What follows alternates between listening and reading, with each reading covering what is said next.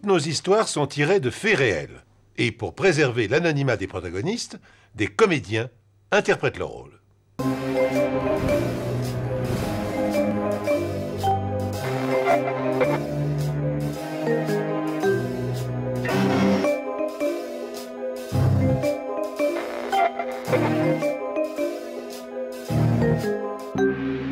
L'histoire que je vais vous raconter maintenant défie l'imagination. Je vous demande néanmoins de la croire, car, aussi étrange soit-elle, elle est bien sûr parfaitement authentique. Nous sommes en Normandie. Félix Chartier exploite une petite ferme avec Antoine, son neveu. Une entreprise modeste, quelques vaches, des poules, des lapins, un grand verger, juste de quoi permettre aux deux hommes de subsister. Félix n'a pas bonne réputation, et le jeune Antoine qu'il a recueilli après le décès accidentel de ses parents ne vaut guère mieux. En effet, tous deux s'adonnent assidûment à la boisson et leurs sautes d'humeur sont légendaires. Ne pouvant faire face aux travaux ménagers, ils prennent à leur service Émilie, 18 ans, qui a grandi dans le village voisin. Tout se passerait sans doute bien si la beauté innocente de la jeune fille ne tardait pas à mettre le feu aux poudres. C'est ma ferme, là. Enfin, c'est celle de l'oncle Félix, quoi. C'est lui qui m'a élevé. C'est là que j'ai grandi. Maintenant, c'est moi qui m'en occupe. Pas tout seul. Hein. Je sais pas si j'ai envie de parler de tout ça. Bon, Émilie, elle est arrivée ici, c'était au mois de janvier, c'était juste après Noël. Elle avait 18 ans, moi j'en avais 30. Ça s'est passé au mois de juin. Il faisait chaud. Ah, elle était jolie. Hein. Son chemisier était un peu ouvert. Bon, moi j'avais bien un peu bu, mais bon. Bon, je voulais qu'elle m'enlève une tache de vin que je m'étais fait sur la chemise. Donc elle s'est approchée. Puis je me rappelle plus de rien. Le gendarme Ferrand a suivi cette affaire. Les Chartier, ils sont connus dans la région. Félix, il avait plus de 60 ans, et il avait déjà un casier judiciaire sérieux. Il a été accusé d'avoir tué un homme un soir de bagarre dans un café 40 ans plus tôt. Il a fait 10 ans de prison. Malgré tout, après sa sortie, c'est lui qui a élevé Antoine. Ses parents sont morts quand il était tout môme. Félix, je l'ai toujours connu renfrogné et pas très bavard. Je pense qu'il n'avait déjà plus toute sa tête. Et il a toujours eu un faible pour la bouteille. Antoine, c'est pareil. Il a dû l'habituer tout jeune. Après l'affaire de la disparition d'Émilie, tout le village ne parlait que d'eux. Tout ce que je sais, c'est qu'elle était partie. Félix, il n'était pas causant. Alors le soir, je suis allé me coucher, et puis le lendemain, les choses ont pris comme d'habitude, quoi. J'avais des pommiers à traiter. J'ai pas osé en parler à Félix. Je savais bien que quand j'avais bu, je risquais de faire des conneries, quoi. Enfin bon, lui, les jours d'après, il m'en a pas parlé non plus, hein. C'est la patronne du café, Madame Simone, qui a appris qu'Amélie avait disparu. Alors, elle nous a appelés, mais ça faisait déjà plusieurs jours qu'elle était soi-disant partie. Je suis allé à la ferme des Chartier, et Antoine, il nous a dit qu'il y avait eu une dispute et qu'elle n'était plus à leur service. Je demandais à visiter. Mes soupçons ont vite été confirmés. Ses affaires étaient encore dans sa chambre, comme si elle allait revenir d'une minute à l'autre. Quand on s'en va, on prend au moins quelques vêtements en général. Le contenu des poubelles n'a fait que réaffirmer ce que nous savions. Félix et Antoine avaient beaucoup bu comme à leur habitude. Jeanne Ventalon est une psychologue spécialisée dans les comportements alcooliques. Elle a étudié le cas des Chartier. Un alcoolique ne se définit pas seulement en fonction de la quantité d'alcool absorbé. En fait, l'alcoolisme se définit par le lien de dépendance qui unit l'individu à la boisson alcoolisée. Pour la personne dépendante, l'alcool est un auxiliaire de vie indispensable. Elle ne parvient pas à s'arrêter de boire. Cela lui crée des problèmes au sein de son foyer, dans sa vie active. Elle a des pertes de mémoire. Le cas de Félix et d'Antoine Chartier est typique. Non seulement ils boivent beaucoup, mais de manière très régulière, ils ne peuvent pas s'en passer. Émilie Janvier s'est mystérieusement volatilisée. Néanmoins, ses effets personnels n'ont pas quitté sa chambre. Il y a là, dans un tiroir, son porte-monnaie, son agenda ouvert à la date du jour de sa disparition. Le gendarme Ferrand décide d'ouvrir une enquête et de placer Félix et Antoine Chartier en garde à vue pour les interroger. Nous n'avions pas à proprement parler de preuves, mais des fortes présomptions. Alors nous sommes allés les chercher pour les placer en garde à vue. Pour eux, c'était une catastrophe de laisser les poules, les vaches et les lapins. Mais il était question d'un homicide. Alors pour nous, pas de discussion. Bon, Antoine continue à nier. Tandis que Félix il était dans un état de grande agitation. Il a très mal supporté d'être en cellule. Je sais pas, peut-être que ça lui rappelait de mauvais souvenirs. On a trouvé un taux de près de 3,5 g d'alcool dans l'analyse de sang faite à Félix Chartier à l'arrivée de sa garde à vue. Il avait une très grande habitude de boire, car il est très rare de pouvoir supporter un tel taux sans sombrer dans le coma. Compte tenu de son âge et de l'ancienneté de sa dépendance alcoolique, il est probable qu'il ait eu aussi une atteinte neurologique, ce qui est malheureusement fréquent dans ce genre d'alcoolisme très grave. Et Félix est pris d'un de ces délires aigus d'alcoolisme. On a été obligé d'appeler l'ambulance. Félix a été conduit en hôpital psychiatrique où le diagnostic de démence a été confirmé. Le vieil homme a été interné et rapidement dépossédé de ses droits. Félix hospitalisé, c'est au tour d'Antoine d'avoir des visions. C'était terrible de voir comme il était devenu, l'oncle Félix. Bon, il était bien un peu bourru, mais enfin bon, il n'était pas fou, quoi. On aurait dit qu'il était devenu quelqu'un d'autre. Il ne me reconnaissait plus. Il parlait, on comprenait rien.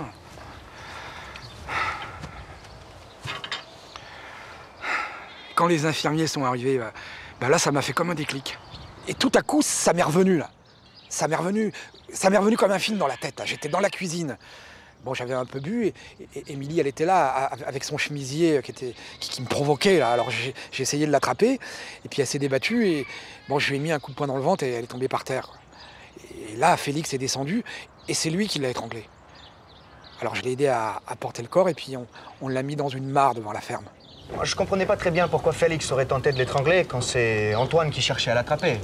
Mais Antoine, toujours très calme, a poursuivi son récit. Faut dire qu'ils s'entendaient pas bien tous les deux. Félix, il l'a trouvée provocante. Il n'avait pas tort, hein. Un jour, ils se sont disputés, je sais plus pourquoi. Enfin, il l'a traité d'enfant de la DAS.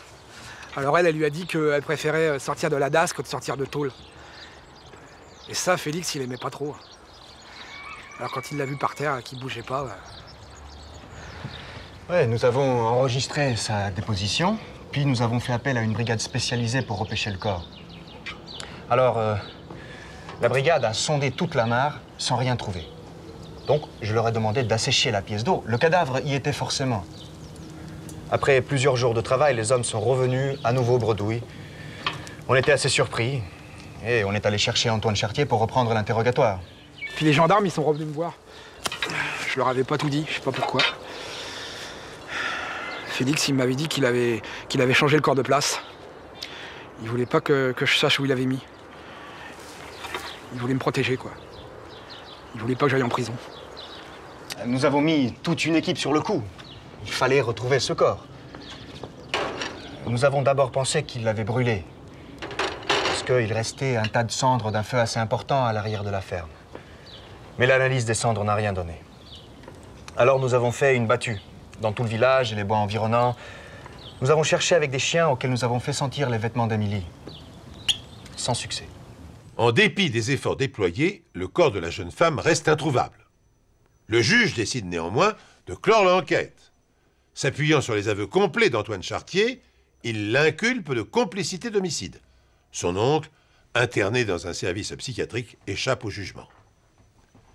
Quelques mois plus tard, alors qu'Antoine est en détention préventive, un événement extraordinaire bouleverse la vie paisible du village. Quand je suis sorti de la gendarmerie, moi aussi je suis resté sans voix. Je me suis pincé pour être sûr que je rêvais pas. Pour être sûr que c'était bien Émilie Janvier et pas sa sœur ou un sosie, je lui ai demandé ses papiers. Et aussi incroyable que cela puisse paraître, Émilie est bien vivante. Elle a accepté de témoigner. Moi, c'est simple, j'étais partie. J'avais eu trop peur avec ces deux fous. Un gars qui montait sur Bayeux m'a proposé de me conduire. J'ai mis 2-3 jours à trouver du boulot. Puis j'étais embauchée ici. Au départ, j'avais peur d'y retourner.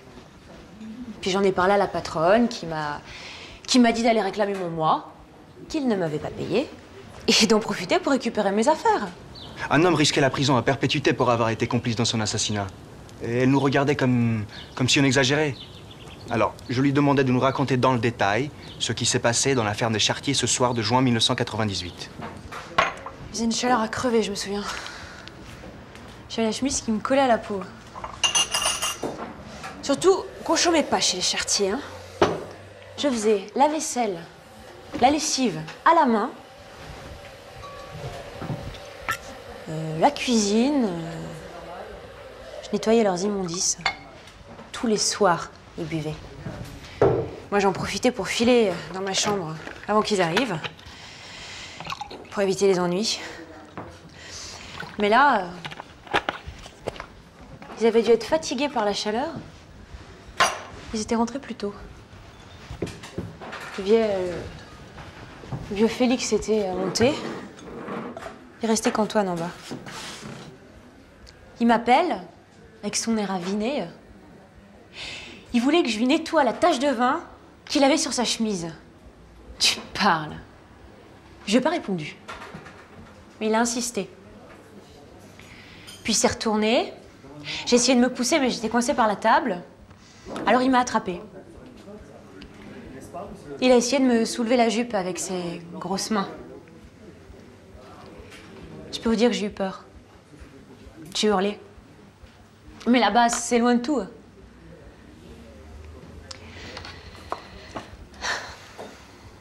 Alors, je me suis débattue.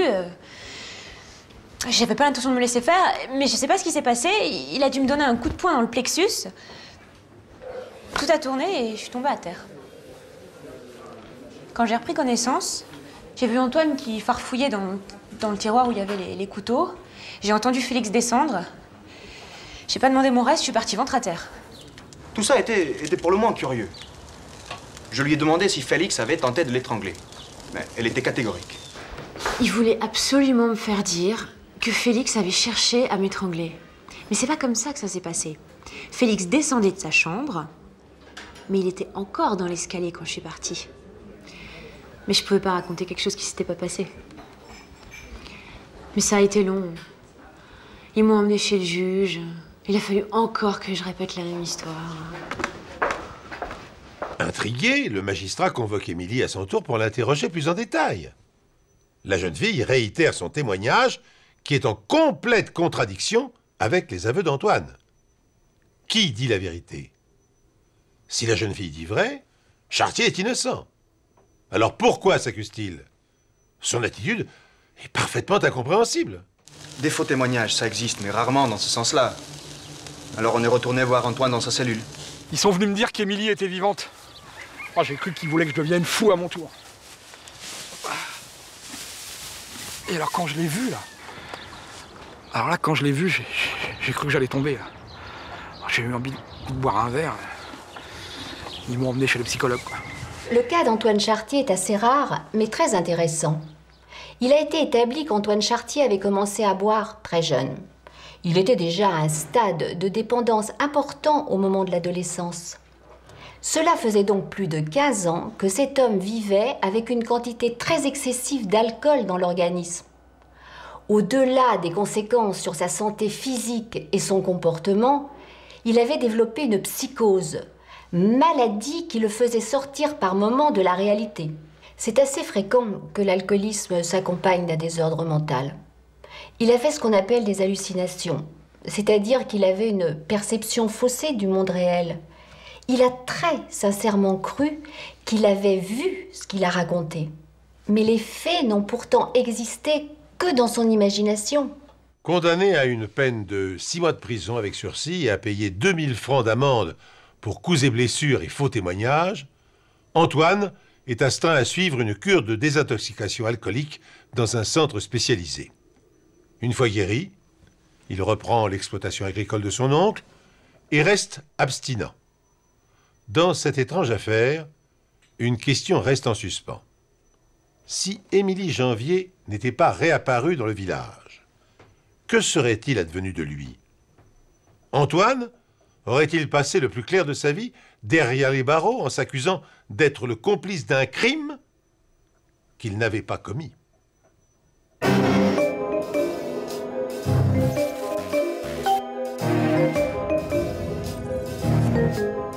Un beau jour, un homme disparaît.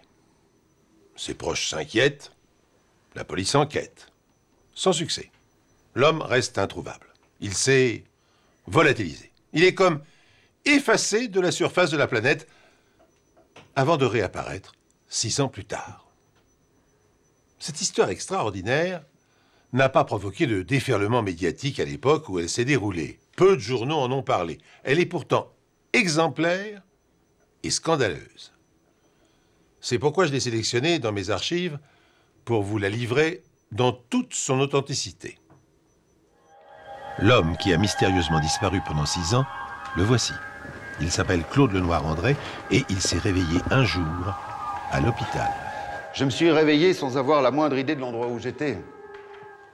Un médecin m'a demandé mon nom. Je lui ai dit Lenoir. J'avais la bouche pâteuse. Puis il a continué à parler de moi à des infirmiers comme si j'étais pas là. Il s'est dirigé vers la porte, alors je voulais lui demander des explications. Et c'est seulement à ce moment-là que je me suis rendu compte que j'étais attaché à un lit. J'ai essayé de parler, de hurler. Il n'y avait qu'un grognement qui sortait de ma bouche. Le médecin a dit aux infirmiers d'augmenter ma dose jusqu'à 600. Alors j'ai fermé les yeux pour rassembler mes esprits. Je me suis souvenu d'une lumière éclatante. Une lumière d'été, la montagne. Il y avait la foule, des gens qui criaient. C'était le Tour de France. J'y étais allé seul. La tête de course est arrivée, une bousculade a suivi. J'ai ressenti une douleur atroce au ventre. Je me suis écroulé. L'infirmière qui a soigné Claude Lenoir-André se rappelle de ce jour particulier. Bon, ce jour-là, il y a vraiment de fou dans la salle d'attente. On avait des cas d'insolation, de déshydratation, des entorses diverses. On était totalement débordés par des bobologies. Quand les ambulanciers et les gendarmes ont déposé cet homme aux urgences, il était comateux. Mon collègue m'a tendu sa fiche, Lenoir-André, 31 ans. Je donnais un coup de tampon pour valider son admission. J'ai envoyé directement au service de neurologie, comme sa fiche le réclamait. Après la première injection, tout est devenu flou et brumeux. Une femme m'a demandé mon nom. Et elle l'a aussitôt noté sur un carnet et m'a dit qu'un médecin allait s'occuper de moi. Bien sûr, si j'avais pu deviner ce qui allait se passer, je me serais enfui en courant. Mais dans l'état où j'étais, est-ce que j'en avais la force? À l'époque, le docteur Langlois était interne en psychiatrie. Je vous rappelle, je suis en rendez-vous. Le cas de Claude Lenoir-André est un mauvais souvenir. Je me souviens, vu l'état de désorientation de Monsieur Lenoir, nous avons décidé de le placer sous perfusion et de lui administrer des soins à base de neuroleptiques. Son état était peu évolutif.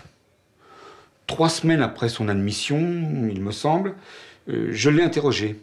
Il était tout juste capable de bredouiller des mots que je n'ai pas compris. En écoutant les conversations autour de moi, j'avais compris que j'étais dans un hôpital psychiatrique. Mais j'étais incapable de me faire comprendre à cause des médicaments qu'on me donnait. J'arrivais à penser, mais j'étais incapable de parler. 18 jours. Cela fait maintenant 18 jours que Claude Lenoir-André est cloué sur un lit d'hôpital. Mais qui était-il quelques instants avant qu'il soit percuté par un coureur cycliste? Un célibataire sans histoire pour son boulanger, un brillant mathématicien pour ses confrères, un passionné du Tour de France pour ses amis. Désormais, pour le personnel médical, il est devenu un malade atteint de schizophrénie. Comment un tel cataclysme a-t-il pu se produire? Peut-être faut-il y chercher la réponse au moment de l'admission du blessé à l'hôpital. Bien sûr qu'on vérifie les dossiers médicaux. Qu'est-ce que vous croyez? On accueille des centaines de patients chaque année dans ce service. On n'avait jamais eu ce problème auparavant. Monsieur Lenoir était victime d'un incroyable concours de circonstances. Voilà. Le dossier de Monsieur Lenoir justifiait une hospitalisation d'urgence en service de psychiatrie. Pris d'une crise de démence, il s'est exposé nu, comme un verre, à sa fenêtre. Il a vu des gestes obscènes envers les passants. Et puis, il s'est enfermé chez lui avec sa carabine, à l'arrivée de la police. J'imagine que le préfet a signé son internement sans aucune hésitation. Maintenant, si vous le voulez bien, reprenons les éléments de cet incroyable quiproquo. D'un côté, nous avons Claude Lenoir André, 31 ans, mathématicien. De l'autre, André Lenoir, 35 ans, agriculteur. Bien évidemment, les deux hommes n'ont rien en commun, si ce n'est une assez vague homonymie. Mais pour autant, dans la confusion qui a prévalu à son admission, Claude a été interné en service psychiatrique à la place d'André.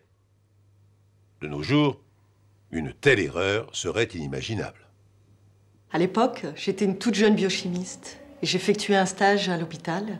Je travaillais pour un gros laboratoire pharmaceutique. J'accompagnais le docteur Langlois dans ses visites. Et c'est là que j'ai vu Claude pour la première fois. Il était comateux. Mais j'oublierai jamais son regard étrangement doux. J'étais complètement abruti par les médicaments. Ils me laissaient peu de répit. Quelques heures de lucidité par jour. Mais j'avais quand même remarqué que les médecins décisionnaires passaient à mon chevet tous les mardis matins. Alors j'ai eu l'idée d'un plan. Il fallait absolument que je révèle mon identité, que j'arrive à démontrer que j'étais victime d'une erreur médicale, que je n'avais rien à faire dans un service psychiatrique. Alors, comme j'étais un patient calme, les infirmiers étaient moins vigilants. J'ai donc pu dissimuler mes médicaments. Je faisais semblant de les prendre, je les cachais sous ma langue, et puis je les recrachais discrètement. Et le mardi suivant, mes lèvres avaient retrouvé leur mobilité. Alors j'ai à nouveau demandé au médecin la raison de mon internement. Il s'est contenté de me tapoter l'épaule. Mais j'avais repéré aussi une infirmière. Elle était plus douce que les autres, plus compréhensive. J'avais remarqué qu'elle avait toujours un stylo feutre dans la poche de sa blouse. Alors je ne sais pas ce qui m'a pris. Je lui ai sauté dessus et j'ai pris le stylo. Quand Claude s'est jeté sur moi pour s'emparer de mon stylo, j'ai bien cru qu'il allait m'agresser. Alors j'ai failli hurler, bien sûr. D'ailleurs, le médecin aussi a été étonné. Il lui a demandé pourquoi il faisait ça. Et Claude, vous savez ce qu'il a répondu? Je suis un très grand mathématicien et je vais vous le prouver sur le champ. Monsieur Lenoir a écrit sur le mur de sa chambre une formule mathématique très compliquée. J'ai redouté que mon patient entre dans une crise aiguë. Alors j'ai fait appel à 2 aides-soignants pour m'aider à le maîtriser. Ils se sont mis à 3 pour que j'arrête. Je criais, je me débattais, je leur montrais la formule sur le mur, et en leur disant « Mais vous voyez bien que je ne suis pas celui que vous croyez. » Et puis, ils m'ont fait une piqûre de calmant, et je me suis endormi. J'étais sidérée quand j'ai vu que Claude écrivait sans erreur l'équation de Wisniewski. C'est une équation à 3 variables.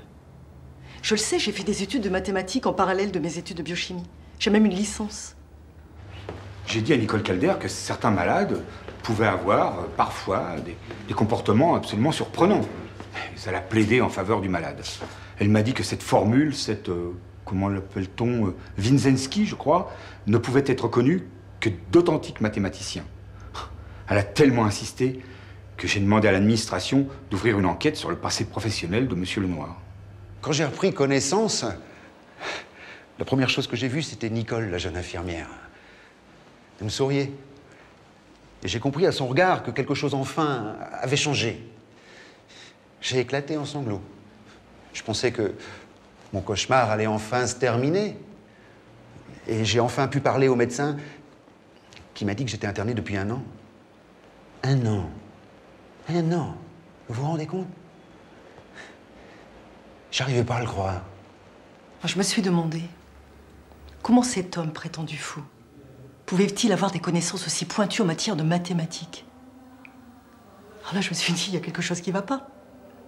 Et si depuis des mois, il disait vrai, que son internement avait été qu'une grande erreur depuis le début, s'il n'était pas fou en fin de compte?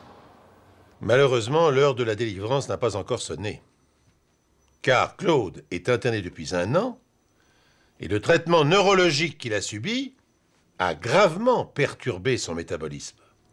De malade sain, hospitalisé arbitrairement, il est devenu un patient véritable. Et son état complique les procédures. Comment lui accorder la liberté alors qu'il présente aujourd'hui des troubles du comportement? D'autant que l'administration, bien sûr, rechigne à reconnaître son erreur. Et pendant 6 mois, j'ai dû me soumettre à une série d'expertises et de contre-expertises. J'étais devenu le jouet des médecins. C'était épuisant, totalement angoissant. Vous savez, c'est très difficile de prouver qu'on n'est pas fou. Mais heureusement, Nicole restait toujours à mes côtés. Si elle n'avait pas été là, j'aurais jamais supporté une épreuve comme ça, moi. Ça avait été vraiment long et pénible de faire reconnaître par le préfet et par les médecins que Claude avait été interné par erreur. Pourquoi? Parce que ça remettait en cause tout le système médical, avec ses mandarins, la psychiatrie, l'hôpital, ses méthodes. Peu à peu, j'ai retrouvé le goût de vivre. Quand les médecins ont commencé à diminuer et puis à supprimer les neuroleptiques, j'ai retrouvé toute mon énergie et mes facultés mentales. Mais pour autant, on ne m'a pas libéré. On m'a seulement permis de quitter ma chambre pour enseigner les mathématiques à des adultes, à l'intérieur de l'hôpital. Au début, je l'avoue, je me sentais responsable de Claude. Bah oui, après tout, c'est moi qui l'avais sorti de son cauchemar. C'est moi qui avais vu la première qu'il n'était pas fou. Alors, je lui ai donné des nouvelles du monde extérieur.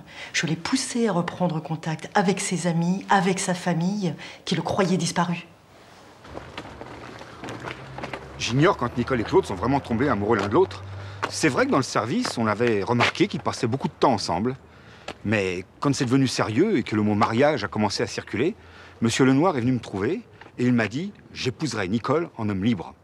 Vous m'avez pris en otage, rendez-moi ma liberté. » J'ai intenté un procès avec Nicole et quelques amis qui m'ont aidé à faire pression sur le ministère de la Santé en alertant les journaux.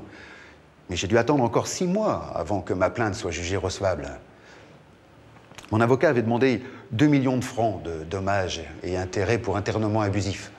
Et finalement, je n'ai eu que 100 000 francs. Parce qu'un expert avait conclu son rapport en arguant que ma santé mentale avait nécessité 1 an d'hospitalisation. J'ai même pas fait appel. J'étais épuisé. Et puis déçu par le jugement. Et puis surtout, j'étais libre. Et ça, à ce moment-là, c'était vraiment la seule chose qui comptait. Pourquoi accorde-t-on seulement à Claude 1 an de dommages et intérêts? Cruauté du sort, parce que l'administration estime que le faux malade n'a pas signalé plus tôt le quiproquo, parce qu'il a tardé à se manifester et à faire état de sa véritable identité. Ensuite, en ce qui concerne les 5 années suivantes d'internement abusif, le malade présentant des troubles réels du comportement, il était de la responsabilité des médecins de le garder sous surveillance. Quant au vrai André Lenoir, personne ne sait ce qu'il est devenu. Claude enseigne aujourd'hui la physique dans un lycée privé, car au vu de son passé psychiatrique, l'Éducation nationale a refusé de lui accorder un poste. Seule consolation à cette tragique mésaventure, Claude file maintenant des jours heureux, enfin, avec la femme de sa vie.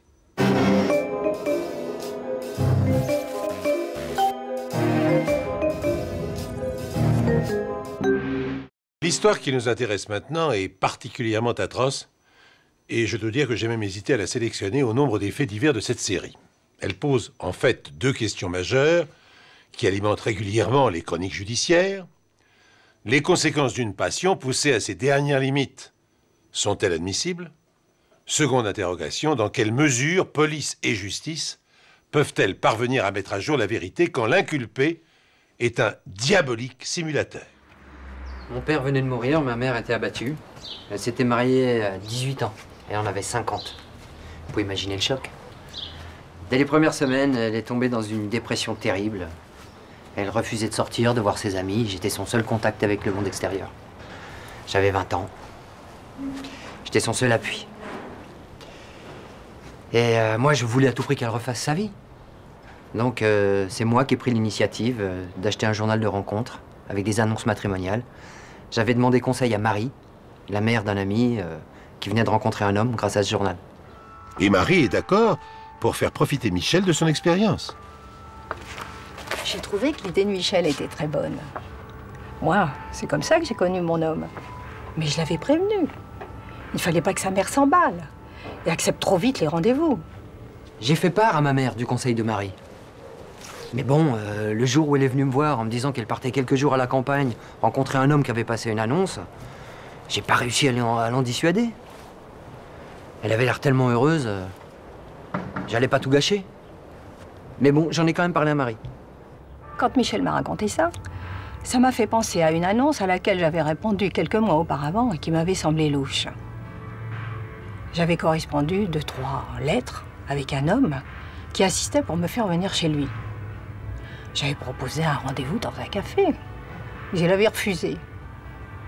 Il me proposait toujours de venir dans sa ferme. J'ai préféré tout arrêter, et donc je n'ai jamais vu. Et bien sûr, je ne voulais pas non plus inquiéter Michel. Quand j'y repense, ça me glace le sang. Ma mère était métamorphosée. L'homme de l'annonce, Anatole Baudry, puisque c'est son nom, lui avait donné rendez-vous dans sa maison de campagne tout près d'Aix-en-Provence. Elle avait l'air tellement heureuse, elle était allée chez le coiffeur. On plaisantait en faisant ses bagages, ses valises. Et puis surtout, elle m'a demandé conseil sur un petit tailleur qu'elle voulait porter. Quand je l'ai embrassée sur le quai de la gare, j'imaginais tout sauf ça. 2,50 s'il vous plaît. Voilà. Merci. J'ai téléphoné le soir même à Michel pour lui demander s'il connaissait le nom de la personne que sa mère allait rencontrer. Quand il m'a dit Anatole Baudry, j'ai tout de suite fait la connexion. C'était le même homme. Je lui ai dit de faire très attention. Mais il m'a répondu que sa mère lui avait promis de lui passer des coups de fil tous les soirs. Bien, merci, au revoir. Dès le premier jour, ma mère m'a appelé pour me raconter son arrivée à la ferme et son étonnement. Et encore, le mot est faible, quand elle a vu que c'était une femme qui avait ouvert la porte. Mais très vite, lui, il est arrivé, il lui expliquait qu'il était en instance de divorce et que sa femme, dont il était déjà séparé, était juste venue récupérer quelques affaires. Mais bon, ma mère était quand même très mal à l'aise. Surtout que l'ex-femme semblait pas vraiment pressée de repartir. En dépit de cette présence embarrassante, Raymond de Lussac séjourne 3 jours dans la ferme de son nouveau compagnon. 3 jours de bonheur, ternis néanmoins par la présence obstinée de sa soi-disant ex-épouse qui saisit le moindre prétexte pour retarder son départ annoncé. Léonard Vieille, qui tient un bistrot non loin de la ferme, se souvient de l'étrange trio que formaient Raymond et le couple Baudry. Ça fait 20 ans que je suis installé là. Et depuis quelque temps, j'étais intrigué par ces femmes seules qui se présentaient à l'entrée de la ferme. C'est pas grand-chose par ici, alors on observe le passage. Alors bien sûr, à l'apéro, ça faisait jaser. On en riait même. On se disait que le couple Baudry organisait des rencontres érotiques. Si on avait su. Ça faisait 4 jours que ma mère était partie. C'était un matin, elle a téléphoné et là j'ai vraiment commencé à m'inquiéter. Elle disait qu'elle voulait rentrer à la maison, elle n'en pouvait plus de cette situation ambiguë. Elle était tellement anxieuse, comme si elle avait eu un pressentiment. Mais moi je sais pas pourquoi. Je lui ai demandé de rester un jour de plus, de donner une autre chance à cette histoire, quoi, et surtout de demander des explications à cet Anatole. Finalement, c'est moi qui l'ai convaincu de rester. Elle avait une petite voix quand j'ai raccroché. Ce qui nous a le plus étonné, c'est les volets qui restaient fermés de la maison, là, et que personne ne sortait de la ferme. 3 jours plus tard, on a vu arriver un jeune homme. Il s'est présenté à l'entrée de la ferme, il a sonné, mais personne ne lui a répondu. Alors il est venu au bistrot, et il nous expliquait qu'il cherchait sa mère, qu'il essayait de la joindre par téléphone toute la journée, mais personne ne répondait. Et c'est là qu'il nous a expliqué l'histoire des petites annonces. On n'en revenait pas. Quand ils m'ont dit que le couple Baudry était toujours marié et qu'ils vivaient ensemble, Là, je me suis vraiment inquiété. Et c'est à ce moment-là que le patron du bistrot m'a amené chez les gendarmes. Je me souviens parfaitement du fils. Il m'a expliqué toute l'histoire, les petites annonces, le séjour à la ferme. Au début, je voyais pas très bien ce qu'on pouvait faire. Après tout, sa mère était majeure et vaccinée, si vous voyez ce que je veux dire. Mais quand Léonard, le patron du bistrot, m'a dit que ça faisait plusieurs mois que des femmes seules venaient à la ferme, chez les Baudry, là, je me suis dit que ça méritait qu'on aille faire un tour. Et malheureusement, la suite l'a prouvé, ça valait le déplacement. Les gendarmes se rendent avec Michel Lussac chez les époux Baudry. Une fois sur place, ce sont les gendarmes qui ont été frappés à la porte. Personne ne répondait. Alors c'est le lieutenant qui a ouvert la porte. Et là, on est tombé sur le couple Baudry, gentiment installé devant la télévision. Ah, tout de suite, moi, je leur ai demandé, mais où est ma mère? Qu'est-ce que vous avez fait d'elle? Et là, ils m'ont même pas répondu. Ils ont juste détourné le regard. On a fouillé toute la maison, aucune trace de la mère. Et puis un collègue est revenu de la grange. Il était blanc comme un linge, il trouvait plus ses mots. Il nous a fait signe de passer les menottes au couple Baudry et 5 minutes après, on a découvert l'horreur. Et dans la grange des Baudry, les gendarmes et Michel Lussac vont faire une découverte macabre. Là, ils ont soulevé des bâches de terre. Et on est tombé sur des cadavres. Il y en avait qui devaient être là depuis déjà pas mal de temps parce que c'était impossible de pouvoir les identifier. Et puis surtout, il y avait le cadavre de ma mère. Je la reconnais immédiatement. Elle avait le petit tailleur qu'on avait essayé ensemble. Moi, je voulais les tuer, ces salopards. Je me suis précipité sur eux, j'ai hurlé. Mais c'est les gendarmes qui m'ont retenu. Ils avaient tué maman. Les époux Baudry sont arrêtés et conduits à la gendarmerie pour y être interrogés. Tandis que Madame Baudry se mure dans le silence, son mari passe à des aveux complets. Lui, il a tout de suite craqué. Remarquez, c'est ce qu'il avait de mieux à faire. Mais c'est le pourquoi de ses actes le plus étonnant. Il nous a expliqué que c'était par amour pour sa femme qu'il avait accepté de passer les annonces matrimoniales et qu'à l'arrivée, c'est elle qui les tuait. Elle, le monstre qui refusait de répondre à toutes nos questions, qui ne décrochait pas un mot. Encore aujourd'hui, je me souviens de son regard. Il vous est froid dans le dos. Quand les gendarmes m'ont raconté les aveux du mari, je ne revenais pas. D'après Anatole Baudry, sa femme aurait sombré dans la folie meurtrière le jour où elle l'aurait découvert au lit avec une autre femme. Elle serait rentrée dans la chambre et là, elle les aurait découverts. Là, elle aurait abattu sa première victime d'un coup de carabine. Et c'est depuis ce jour-là que cette folle a fait ce qu'elle a voulu de son mari. En fait, la machination était absolument sordide. Le mari avait signé un véritable pacte avec le diable, si vous voyez ce que je veux dire. En quelque sorte, il faisait son marché pour sa femme. Oh, il avait le droit de la tromper. Mais en échange, il devait ramener ses maîtresses à la maison. Et là, c'est elle qui s'en occupait. J'étais horrifié. Entre l'autre qui décochait pas un mot, et le mari qui prétendait qu'il n'avait pas eu le choix, et que sa femme l'avait menacé de se tuer ou de le tuer, c'était ça, son explication. Il aurait fait tout ça par amour. Est-ce qu'il y trouvait pas aussi son compte, ce salopard? Hein? Est-ce que lui aussi, il aimait pas les voir, ces pauvres femmes traquées jusqu'à la mort? Moi, je vous le dis, ces deux monstres.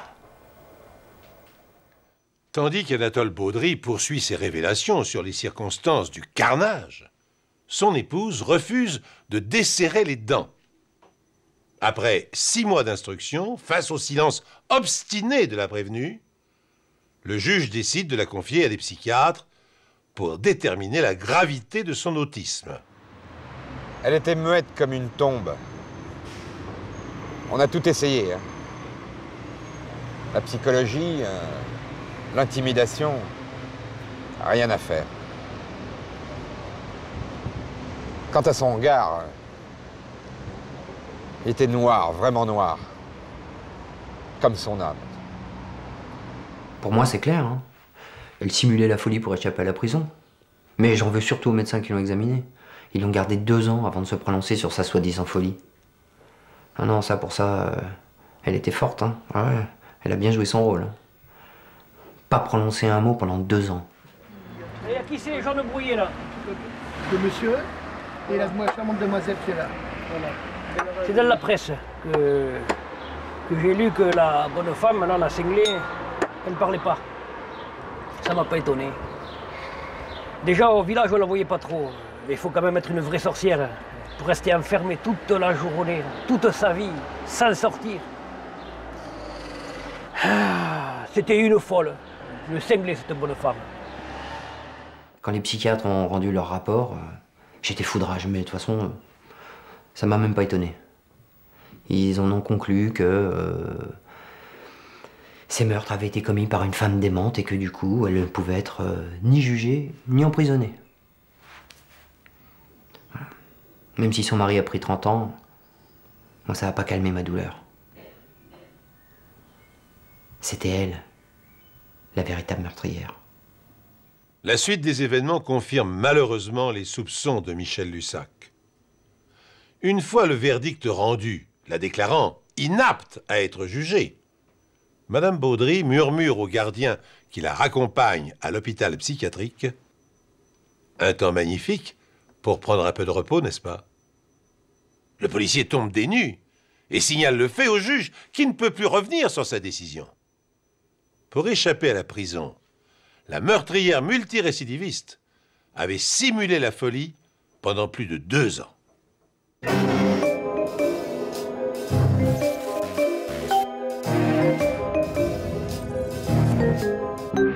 Je me souviens que cette histoire, qui a défrayé la chronique il y a quelques années, m'avait semblé exemplaire à bien des égards. Et je vous la raconte telle qu'elle fut relatée à l'époque par la presse. Francis Barbier a 19 ans. Il n'est pas mauvais bougre, mais la vie ne l'a pas ménagé. Abandonné par son père, élevé par sa mère qui s'épuise à la tâche, sans travail, il chaparde et vivote de petits larcins. Puis il s'aguerrit et cambriole des appartements. Voici la mère de Francis Barbier. Son fils est accusé de meurtre, mais elle sait qu'il est innocent. J'étais prête à faire n'importe quoi, mais il fallait bien que je sorte Francis de là. C'est bien simple, mon fils, c'est toute ma vie. Il n'a pas eu la vie facile, vous savez. La mère de Francis s'adresse à un détective privé et réussit à le convaincre de l'aider à prouver l'innocence de son fils. Un détective travaille jamais gratuitement. On a une entreprise à faire tourner, des charges à payer. Bon, c'est vrai, moi aussi je viens du bas de l'échelle. Alors je sais pas, il y a un truc qui a dû éveiller en moi une sorte d'instinct paternel, une sorte de fibre bien cachée que je ne soupçonnais pas. En fait, je dois être un grand sensible. Je me revois encore dans le bureau des flics. Totalement en panique. Mais de quoi on parle? Un meurtre? Quel meurtre? J'ai tué personne, moi. Et à méprise. Mais cette fois-ci, c'est pas comme d'habitude.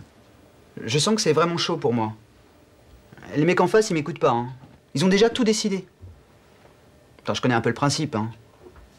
Disons que les flics, je les ai déjà fréquentés avant cette histoire. Et oui, Francis a déjà eu affaire à la police pour vol. Mais c'est la première fois qu'on l'accuse de meurtre. Je sais plus combien ils étaient quand ils sont venus chercher Francis à la maison. C'est vraiment un choc, vous savez.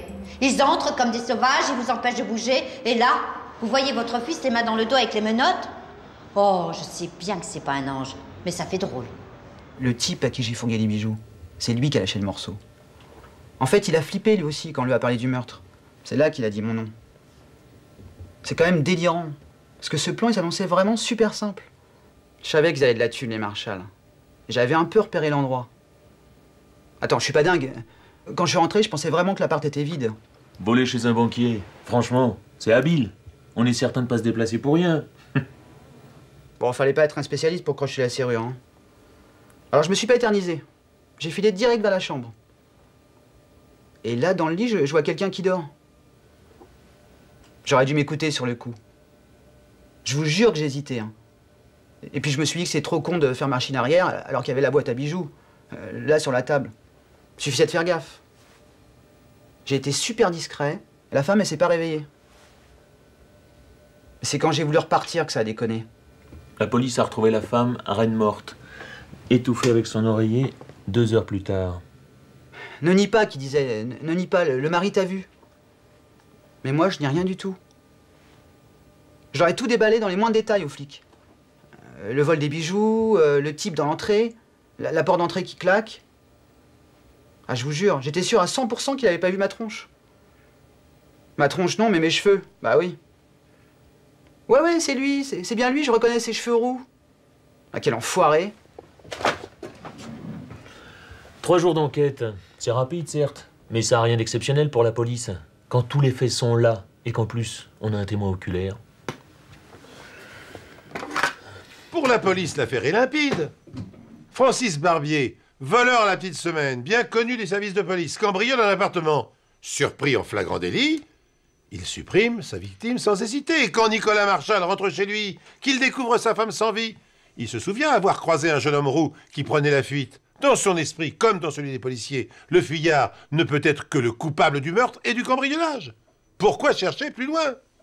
Même l'avocat chargé de la défense ne s'aventure pas à plaider l'innocence de son client. Il préfère évoquer des circonstances atténuantes, chercher à émouvoir le jury pour obtenir une réduction de peine.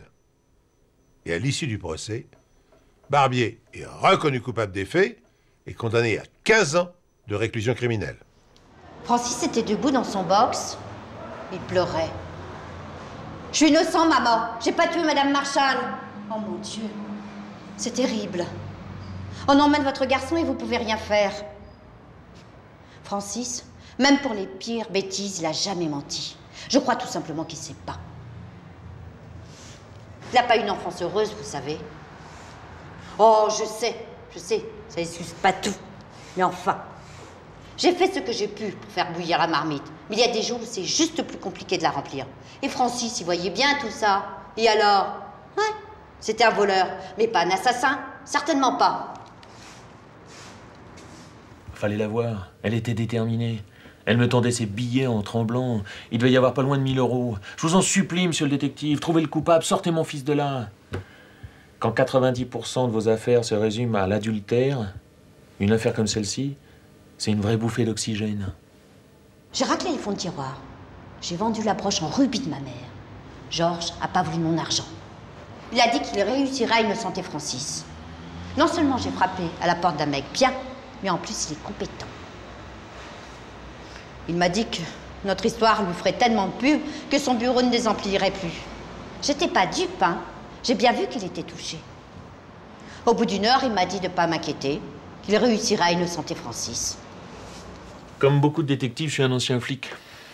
L'avantage que je peux avoir par rapport à d'autres collègues, c'est que ça me donne une sorte de sésame qui me permet de forcer certaines portes, pour peu qu'un pote soit encore en service ou qu'une réputation vous ait précédé. En plus, si vous tapez là où il y a eu négligence, la femme est tuée, mais jamais en enquête sur le mari. Je peux vous dire que le jour où j'ai ramené les résultats de ma première semaine de filature à l'inspecteur de police, il n'a pas mis longtemps à accepter la coopération. En surveillant le mari, le détective a eu la bonne intuition. Il ne tarde pas à découvrir l'existence d'une maîtresse. J'avais 25 ans quand j'ai rencontré Nicolas. Il cherchait une secrétaire. La première fois que je suis entrée dans son bureau, je sais pas comment vous dire, j'ai tout de suite été impressionnée. Ah bon, c'était un homme marié, plus âgé que moi, je voulais pas non plus tomber dans le cliché de la secrétaire qui séduit son patron. C'est lui qui a fait le premier pas. Mais bon, on avait mis au moins 6 mois à se tourner autour. C'était plus qu'une simple aventure, il était vraiment amoureux de moi. Pour moi, c'était clair. Le mobile du mari tenait autant la route, sinon plus, que celui de Francis. Vous avez beau essayer de vous convaincre que c'est différent, qu'il va tout quitter pour vous, quand vous enchaînez les 5 à 7 et que les nuits que vous passez ensemble sont toujours foutues en l'air parce qu'il est rentré se coucher avec sa femme, Vous vous rendez à l'évidence. Vous êtes une maîtresse, point. Nicolas avait beau me dire qu'il m'aimait moi, qu'il n'aimait plus elle, qu'il s'ennuyait avec elle. Non, j'y croyais plus. C'était évident qu'il la quitterait jamais. C'est elle qui possédait tout, lui il avait rien. Il était coincé. Pour moi, il suffisait de se mettre dans la tête du mari. Votre maîtresse menace de vous quitter. Vous vous heurtez à un cambrioleur maladroit en rentrant chez vous. Et cette femme, la vôtre, celle que vous ne supportez plus, qui dort à point fermé dans son lit. Je vous laisse imaginer la suite. Vous avez là une occasion unique de changer le cours des choses à moindre frais. Un crime qui ne se refuse pas. C'est la théorie qu'échafaude le détective. Pour lui, Nicolas Marchal aurait profité de l'occasion du cambriolage pour faire endosser à son auteur l'assassinat de sa femme, car en réalité, il aurait lui-même commis l'homicide pour vivre en toute impunité sa passion amoureuse. Le scénario est certes séduisant. Encore faut-il l'étayer de preuves irréfutables pour en faire part à la police. Or, Georges ne dispose d'aucun indice sérieux, à moins qu'il ne mette en application un plan dont l'issue est pour le moins douteuse. Ce sont les visites de maman et de Georges le détective qui me permettaient de tenir. Et en même temps, moi, je commençais vraiment à y croire.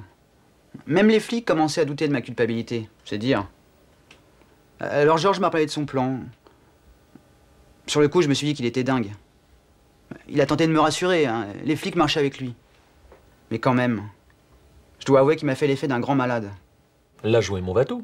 Et celui de Francis par la même occasion. J'ai pas voulu penser à tout ça quand j'ai pris le combiné. Il fallait que je me concentre. Il a décroché tout de suite. Monsieur Marchal, je vous appelle à propos d'une certaine Olivia, ou plus précisément de son journal intime. Il y a eu un grand silence au bout du fil. Alors j'ai continué. On y apprend des choses très intéressantes.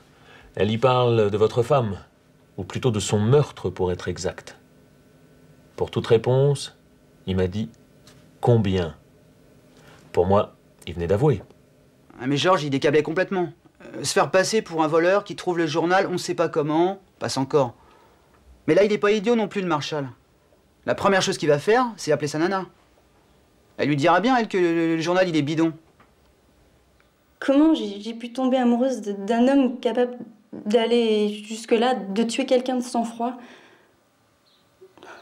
Je revois Nicolas qui me fixe et qui me dit ça y est, c'est fait, on est tranquille. Au début, j'ai pas voulu y croire. Mais bon, quand j'ai su que c'était vrai, je pouvais plus me regarder en face. Je pouvais pas m'empêcher de penser que tout ça, c'était de ma faute. Parce que, évidemment, je voulais la voir sortir de ma vie, sa femme. Mais on l'a tuée. Enfin, il fallait que je laisse tout tomber, que je m'éloigne de lui. J'ai pris un billet pour Tunis. Je suis restée 2 semaines toute seule, sans téléphone, sans dire à personne où j'étais. Coup de chance, la maîtresse en voyage n'est pas joignable.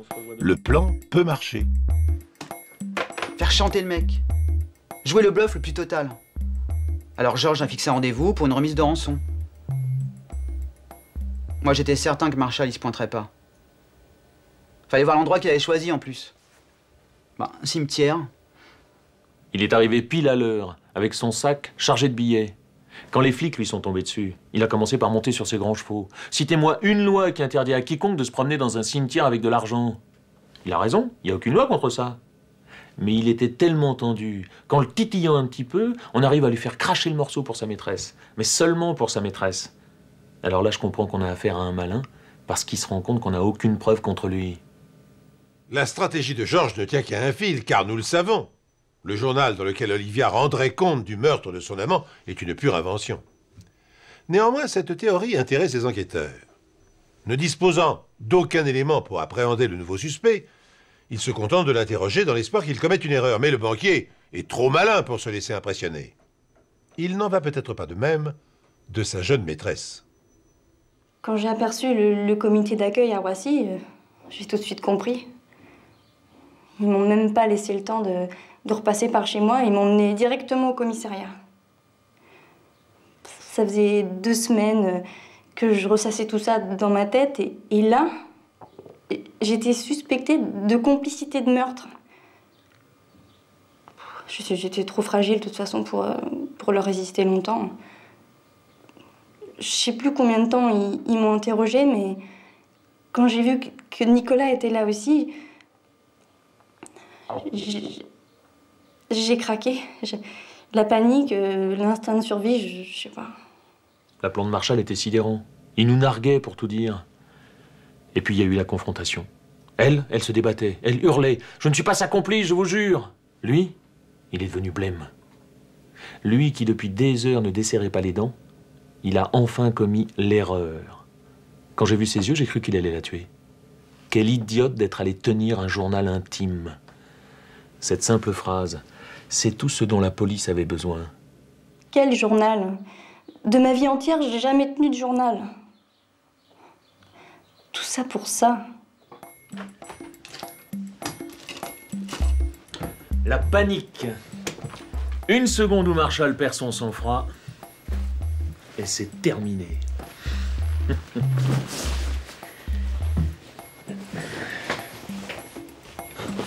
Merci.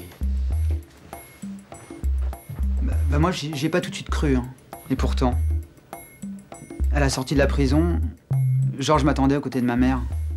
Liberté conditionnelle. De quoi calmer Francis pour un sacré moment. Tout compte fait, cette histoire aura moins eu le mérite de réussir là où j'ai raté. Depuis ce jour, jamais plus la police n'est venue frapper à la porte. Ainsi, grâce à l'opiniâtreté et au désintéressement d'un détective, une terrible erreur judiciaire a pu être évitée de justesse. Olivia a été disculpée et acquittée. Quant à Nicolas Marshall, il purge une peine de prison à perpétuité. Cependant, un mystère demeure. Qu'est-ce qui a poussé Georges à prendre autant de risques pour assurer la défense d'un petit cambrioleur de 19 ans? Sans doute a-t-il estimé, dès le début de son enquête, que non seulement Francis était l'enjeu d'un piège machiavélique, mais qu'il possédait aussi un potentiel et un avenir. Et la preuve, Francis, il est aujourd'hui le fidèle assistant du détective au grand cœur.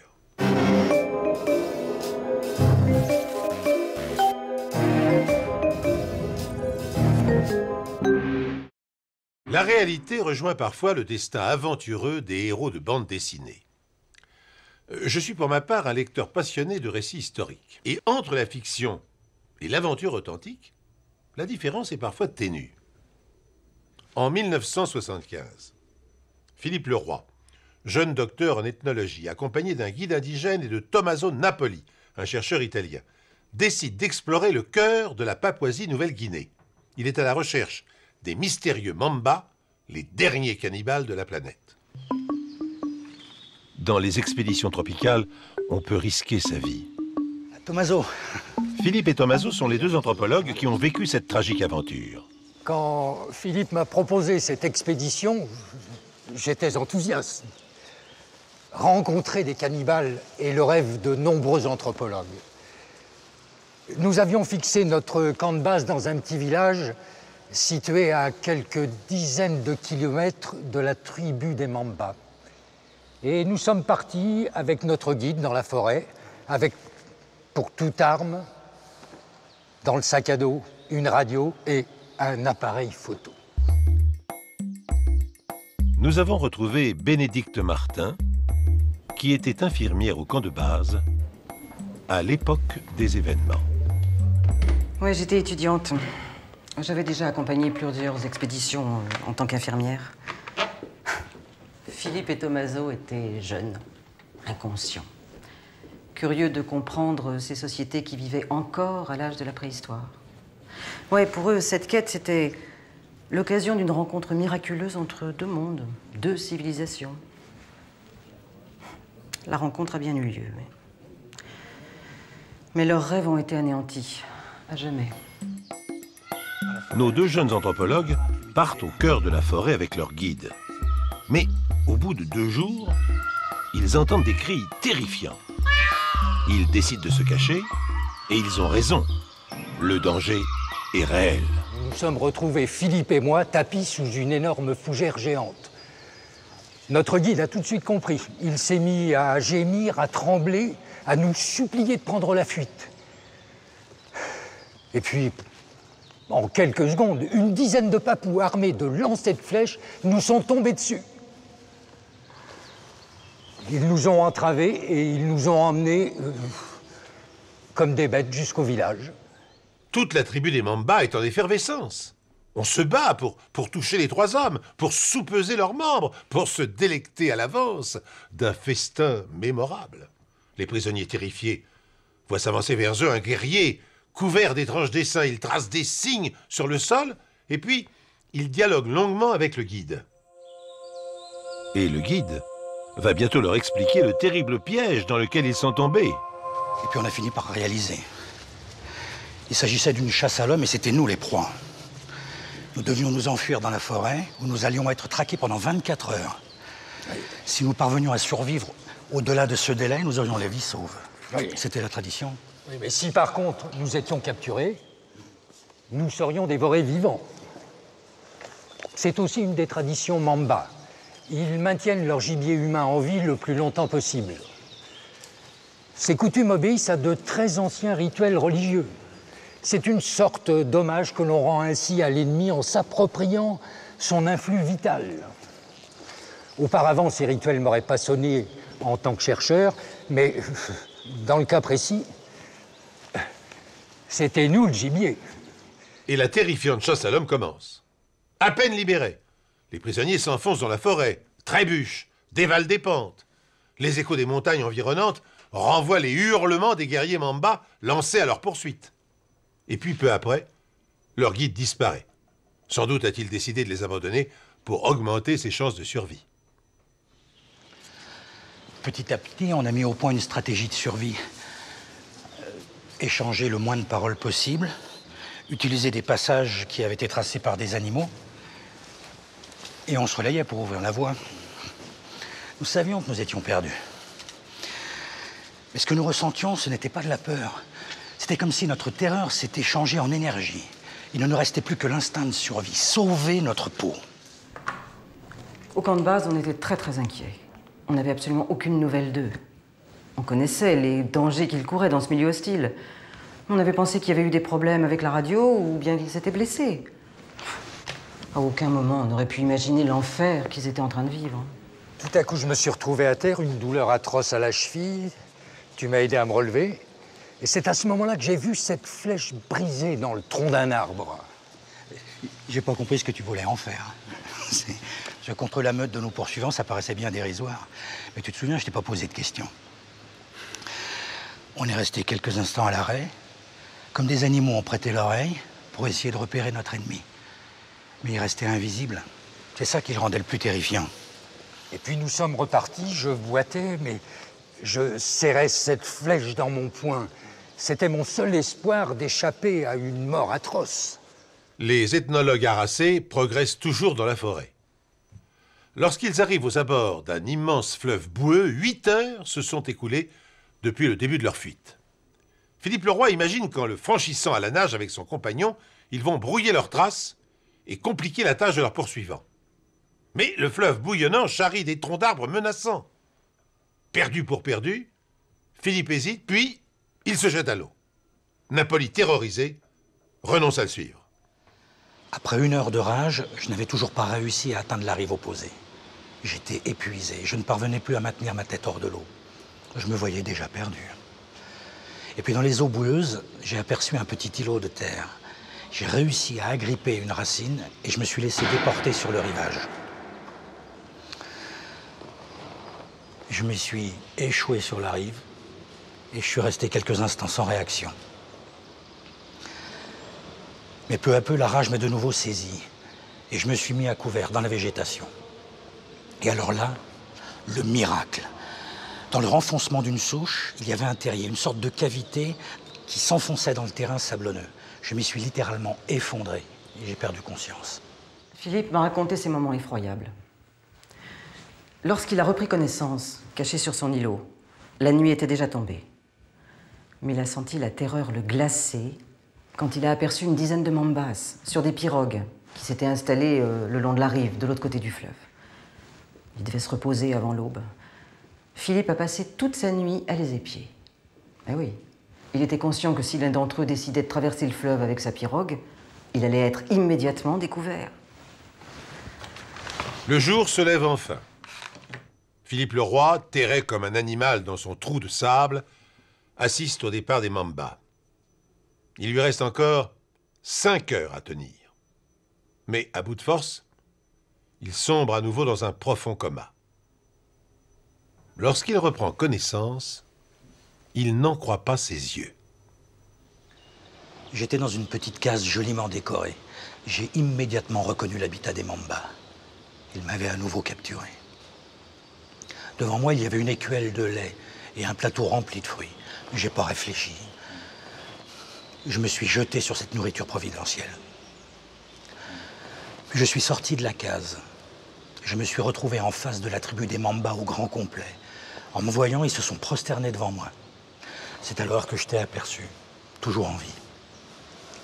En longeant le rivage, j'étais tombé dans une crevasse et les débris qui m'avaient recouvert m'avaient dissimulé jusqu'à la fin de la chasse à l'homme. J'en étais ressorti plus mort que vif et j'avais marché à ta recherche. Et les Mambas m'avaient retrouvé. Et au lieu de me tuer, ils m'avaient porté en triomphe sur leurs épaules. C'est là que j'ai retrouvé notre guide. Il m'a expliqué que désormais j'étais transformé en un dieu vivant, une divinité bienfaisante, parce que j'avais survécu à cette épreuve, comme toi, pendant 24 heures. Nous étions à présent des dieux vivants. Malheureusement, il n'en fut pas de même pour notre guide. Non, ils n'ont rien pu faire pour le sauver. Il n'avait pas réussi l'épreuve de la chasse à l'homme. Bon, ça a été un spectacle épouvantable, inhumain. Ils m'ont raconté, à la lueur des torches, ils ont assisté au supplice. Oui, plus rien n'était réel. Rien. Sauf bien sûr les hurlements d'épouvante du pauvre guide. Il est mort en 3 jours. Son corps a été progressivement démembré. Je ne me rappelle pas des semaines qui ont passé. On nous donnait des herbes en décoction qui nous plongeaient dans un état second. Nous avions perdu toute sensation de la réalité. Il y avait une image qui me fascinait. C'était le visage de notre guide quand on l'avait emmené.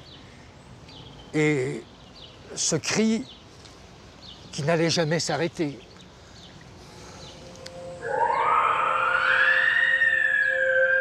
Au fil des mois, il nous est venu une idée. Nous avions pris un peu d'assurance. Nous avons demandé à partir en forêt, seuls, pour y rencontrer d'autres dieux tutélaires, des dieux protecteurs. Les Mambas nous ont laissé partir, pensant que nous allions revenir à l'aube. Nous avons marché pendant 3 jours et 3 nuits, sans provisions, sans équipement. Et enfin, on a retrouvé notre camp. C'était... On n'arrivait pas à en croire nos yeux. C'était comme si nous avions voyagé dans le temps. Nous venions d'une autre époque, tellement reculée. On a eu du mal à les reconnaître. Ils étaient amaigris, ils avaient vieilli de 10 ans. Ils portaient des vêtements étranges, couverts de symboles. Ils ont été tellement marqués par leur expérience qu'ils sont restés prostrés pendant plusieurs jours, sans dire un seul mot. Il a fallu beaucoup de temps pour que nous apprenions de leur bouche le sort du guide. Et même quand on s'est retrouvés à l'aéroport, entourés de médecins, ils avaient toujours cet air terrifié. Ouais, ils se croyaient encore menacés. Ils guettaient le moindre bruit. Il a fallu beaucoup de temps pour que nous puissions reparler de cette terrible aventure. Puis ils m'ont confié que c'est beaucoup plus tard qu'ils ont pu évoquer la mort de leur compagnon. Et le pleurer, enfin.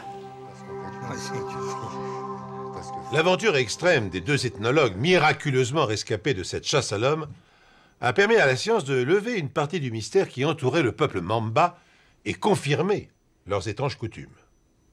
Aujourd'hui, 30 ans après les faits, Philippe le Roi enseigne les sciences humaines dans une université de Bretagne et Tommaso Napoli dirige un musée à Milan. Après leur exploit, une importante chaîne de télévision américaine leur avait offert une fortune pour retourner en Papouasie et reprendre contact avec la tribu. Les jeunes gens avaient poliment décliné l'invitation, estimant sans doute que pour être pleinement appréciées, certaines expériences devaient rester uniques.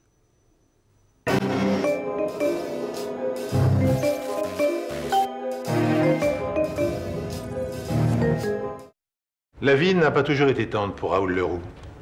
Professionnellement, tout s'est à peu près bien passé. Après avoir obtenu son CAP juste à la fin de la guerre, il entre en 1945 comme mécanicien à la Régie Renault qui vient d'être nationalisée. Certes, le métier est dur, mais il gagne suffisamment pour acheter sou par sou un petit pavillon de banlieue pas très loin de son lieu de travail. Oh, bien sûr, c'est pas le luxe, hein, mais le logement est coquet, sympathique, et sa femme Denise l'arrange du mieux qu'elle peut. Des fleurs dans le jardin et un petit potager pour améliorer l'ordinaire. Ils ont un fils, Antoine. Celui-ci a 2 ans quand le drame éclate. La santé de Denise s'altère brusquement, une maladie mentale ne tarde pas à être diagnostiquée et l'internement est décidé. À l'hôpital, hélas, les choses se passent mal, la malheureuse se suicide et Raoul se retrouve seul pour élever son enfant. Il fait face courageusement, réussissant à mener de front l'éducation de son fils et son travail à l'usine. Et c'est un succès. Antoine Leroux fait des études honorables et après son service militaire, il fait un mariage heureux avec Josiane. Le couple habite chez Raoul et tout va bien jusqu'en 1984. C'est cette année-là qu'a lieu le grand licenciement chez Renault. Des milliers d'emplois supprimés et Raoul Leroux est du nombre. Le voilà en pré-retraite au bout de presque 40 ans d'activité. Mais après tout, la situation n'est pas dramatique. Pour se faire quelques rentrées d'argent supplémentaires, Raoul loue une partie de son pavillon à Hassine, un jeune étudiant. Et la vie s'organise entre son fils, sa belle-fille et lui. Non, la situation n'est pas dramatique. Mais elle va le devenir d'un seul coup et d'une manière qui dépasse l'imagination. Thomas, mon enquêteur, a remonté le fil de cette histoire et je vous propose de le suivre.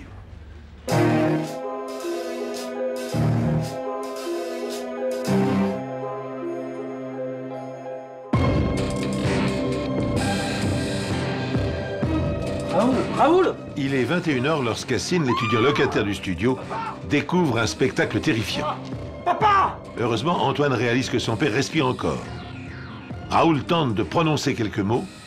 Dans un murmure, Raoul affirme que quelqu'un a essayé de le tuer avant de sombrer dans l'inconscience, sans avoir été plus explicite. Commissaire, à l'époque, cette affaire vous a posé quelques difficultés? Oui, en fait, elle s'est avérée assez compliquée. Alertée par la famille, la commissaire Catherine Michaud se rend à l'hôpital pour interroger Raoul. Son état est grave, mais le vieil homme va s'en sortir. Pour l'heure, il est dans l'incapacité de s'exprimer. Pour moi, ça ne pouvait pas être un suicide. Raoul était physiquement beaucoup trop faible. Comment aurait-il pu trouver la force de se hisser jusqu'à la poutre et d'accrocher lui-même la corde? S'agit-il d'une tentative de suicide maquillée en meurtre ou bien d'une tentative de meurtre maquillée en suicide? La commissaire Michaud penche pour la deuxième hypothèse. Commissaire Michaud.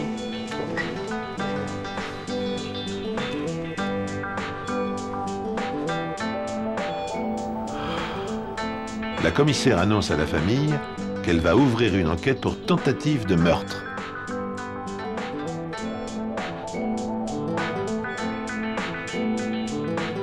Sur cette image d'un bonheur révolu, Raoul a 28 ans. Il est en présence de la jolie Denise, 25 ans, celle qui va devenir sa femme et qui donnera bientôt le jour à Antoine. L'enquête avance.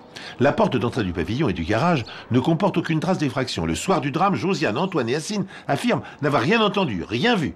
La tentative de meurtre a donc été perpétrée par une personne agissant de l'intérieur de la maison.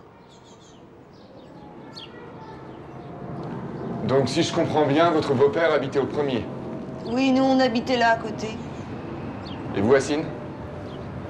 Hassine a loué à mon beau-père 3 mois après notre arrivée. C'est Antoine, mon mari, qui a transformé la pièce en studio. Il travaillait sur des chantiers à l'époque. Et vous avez cru une tentative de suicide? Bah, vu ce qu'il picolait, ça m'aurait pas vraiment surpris. Raoul a-t-il des raisons de se suicider à son âge? C'est vrai qu'il ne s'est jamais remis de la mort de sa femme et qu'il se console de bien tristes manières. Raoul Leroux a la vieillesse dépressive et sa belle-fille s'inquiète de le voir boire autant. Il est dans un état d'ébriété quasi permanent, ce qui est parfois difficilement supportable pour ceux qui vivent sous son toit. Se pourrait-il que quelqu'un ait cherché à tirer parti de sa faiblesse pour s'en débarrasser? La commissaire en est là de ses réflexions lorsqu'Antoine lui révèle qu'Assine et son père se sont violemment disputés la veille du drame. Se pourrait-il qu'Assine, l'étudiant en droit, soit moins irréprochable qu'il n'y paraisse? On a parlé d'une violente altercation entre Assine et Raoul Leroux. Vous savez de quoi il s'agissait? J'étais pas là ce jour-là. Mais ça m'a vraiment étonné d'Assine, qui est d'un naturel calme et poli. J'ai pas touché cette bouteille, Raoul. Dans l'après-midi du 8 octobre, Raoul accuse brusquement Assine de lui avoir volé une bouteille de vin. Cette fois-ci, c'en est trop. Excédé par les mauvaises manières de Raoul, Assine, qui ne boit jamais, perd son sang-froid et la dispute éclate. Le vieux, ça m'a tellement dégoûté quand il m'a traité de bougnoule. Du coup, je l'ai traité de raciste. Enfin, si j'avais su les conséquences, j'aurais mieux fait de me taire ce jour-là. Le piège se referme sur l'étudiant studieux et sans histoire. Assine Aoud devient le suspect numéro 1 de la commissaire qui le met en garde à vue.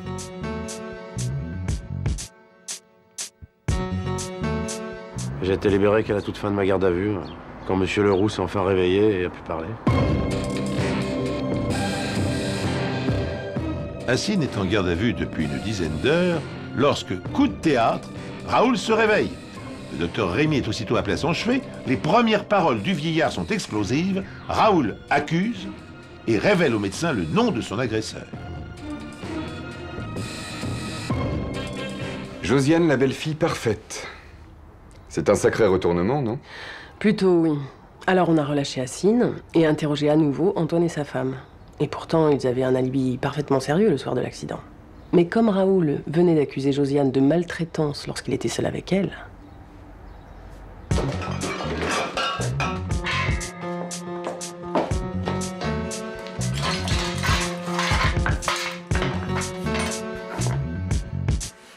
Quel serait le mobile de cette tentative de meurtre? Josiane vouerait-elle une haine tenace envers son beau-père au point de vouloir l'assassiner? Antoine a-t-il menti pour fournir un alibi à son épouse? Pour l'heure, Raoul se confie à son médecin et lui fournit quelques détails. Mais que vous disait monsieur Leroux à vous, médecin? Ah bah lui, il ne cessait de dire que sa bru n'avait qu'une idée en tête, c'était se débarrasser de lui pour qu'elle puisse récupérer la maison pour elle toute seule. La commissaire découvre qu'Antoine et Josiane habitent avec Raoul par manque d'argent autant que par piété filiale. La façade tranquille du petit pavillon masquerait-elle une situation plus trouble qu'il n'y paraît? C'était horrible et tellement injuste. Vous savez, j'ai perdu mon père très jeune. Alors je faisais de mon mieux pour qu'il m'accepte. Je me mettais en quatre pour lui faire plaisir. Mais il n'y a rien eu à faire. Docteur Rémy, quel a été votre sentiment après l'examen médical de Raoul Leroux? Aucun signe physique n'était susceptible de nous faire croire aux allégations de monsieur Leroux selon lesquelles sa belle-fille lui faisait subir des sévices corporels. Mais on pouvait avoir affaire à du harcèlement moral. La commissaire évalue diverses hypothèses. Josiane aurait-elle eu assez de force pour pendre son beau-père au plafond du garage? A-t-elle bénéficié d'un complice pour perpétrer son forfait? Et Antoine, qui a tout du fils dévoué, a-t-il organisé le meurtre de son père avec son épouse? Ou peut-être, Josiane a-t-elle agi seule, poussant jour après jour son beau-père au suicide? Une chose est certaine, monsieur Leroux a l'air cohérent et lucide, et son accusation est formelle. Et qu'est-ce qui s'est passé après les terribles révélations de Raoul? Ça a été horrible à vivre. J'ai été mise sous surveillance par la police. Mais en fait, tout le monde m'épiait, tout le monde me surveillait. Les voisins, les commerçants. Et même Antoine commençait à me regarder bizarrement. Josiane cherche en vain un soutien dans le regard de son compagnon. Et là, celui-ci est de plus en plus distant. Antoine n'a jamais été très expansif, mais depuis que son père a proféré ces terribles accusations contre sa femme, il garde une réserve de plus en plus suspicieuse. Et pourtant, c'était lui qui m'avait fait arrêter le travail pour m'occuper de son père. Votre couple a commencé alors à aller mal. J'aimais mon mari. Mais c'est quand Raoul est revenu de l'hôpital que ça commençait à être vraiment dur. Ma vie est devenue un enfer. Josiane est sans travail, Elle est donc dépendante financièrement de son époux. Elle est obligée de déployer des trésors de patience et d'abnégation pour s'occuper de Raoul de retour de l'hôpital.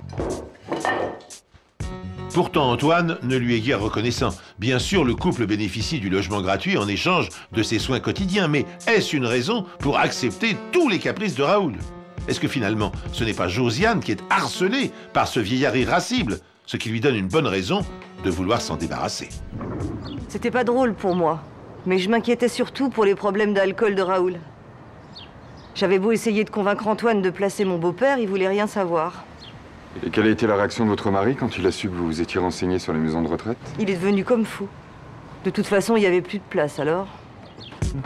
Les jours passent et la situation s'envenime. Raoul fait tout pour rendre la vie de Josiane impossible. Mais en présence de son fils, le vieillard se comporte normalement. Le couple est au bord de la crise. Ils ne se parlent plus et Josiane vit un enfer au quotidien. J'étais quand même pas la boniche à la fin. Il aurait pu appeler tout de même. Et en plus, il mentait.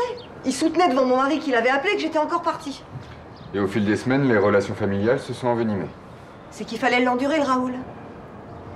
Du matin au soir, 24 heures sur 24, répondre à tous ses caprices. Mon mari travaillait sur les chantiers de nuit. Il voyait rien de tout ça. Antoine ne voit rien ou bien ne veut-il rien voir?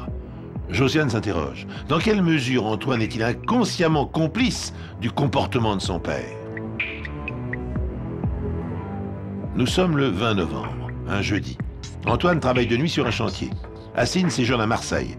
Josiane se retrouve donc seule avec Raoul.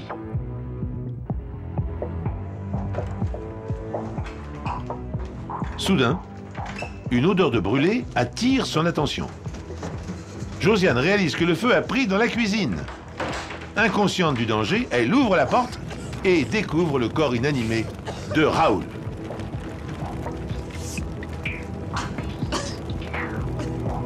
Qui donc a allumé le feu à l'origine de l'incendie?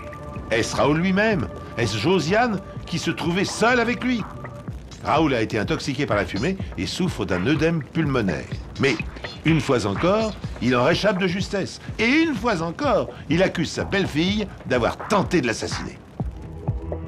Assine était chez ses parents, à Marseille, donc ce n'était pas lui. Antoine était au travail, de nombreux témoins l'ont confirmé. Et ce soir-là, comme les autres soirs, Josiane était toute seule avec son beau-père. Ce qui en fait la suspecte numéro 1, bien sûr. Cette fois, c'en est trop. Le commissaire fait arrêter Josiane, qui est aussitôt conduite en garde à vue.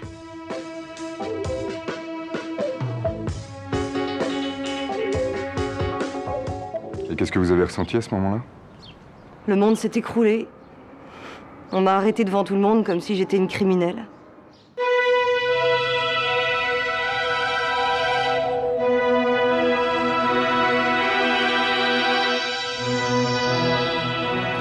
Vous avez revu Raoul Leroux lors de sa deuxième hospitalisation. Il était dans un sale état, c'est à peine s'il arrivait à balbutier ses accusations. Est-ce que votre opinion envers M. Leroux a changé à ce moment? Oui, je me suis dit qu'on n'avait peut-être pas pris ses appels suffisamment au sérieux. Je me suis senti quelque part un peu responsable de ce qui lui était arrivé. Pendant sa garde à vue, la commissaire transporte Josiane dans le pavillon pour tenter de la faire craquer. Josiane était faite, mais elle tient bon. Non, elle n'a pas tenté d'assassiner son beau-père. Vous avez été relâché rapidement? Ils ont bien été obligés, il n'y avait pas de preuves. Et comment votre mari a-t-il réagi?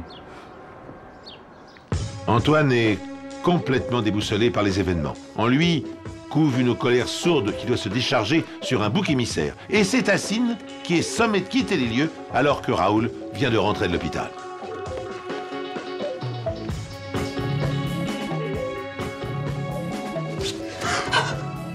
Antoine était devenu de plus en plus distant. Ça faisait belle lurette qu'on se touchait plus. Comme si je le dégoûtais. Et impossible de louer le studio. Remarquez, après mon arrestation, j'étais la pestiférée, si vous voyez ce que je veux dire. Le paradoxe de la situation est que malgré les accusations terribles portées contre elle, et Antoine refusant de placer son père, le couple étant dans l'incapacité de payer une garde malade, Josiane se retrouve à nouveau seule en tête-à-tête avec Raoul. J'aurais bien voulu embaucher quelqu'un pour s'occuper de lui, mais il n'y avait pas d'argent. Je sais que c'est absurde vu son état, mais Raoul commence à me faire peur. Dès lors, comment s'étonner que la situation dégénère? Ça va pas, non? En dehors d'Antoine, Josiane n'a pas de famille. Elle n'a pas de travail, donc pas d'argent. Hassine, son seul soutien, a été obligé de quitter la maison. Si Josiane quitte le pavillon de Clamart, pour elle, c'est la rue. Raoul le sait. Pour Josiane, la confrontation avec son beau-père est un défi permanent. Qui va craquer le premier?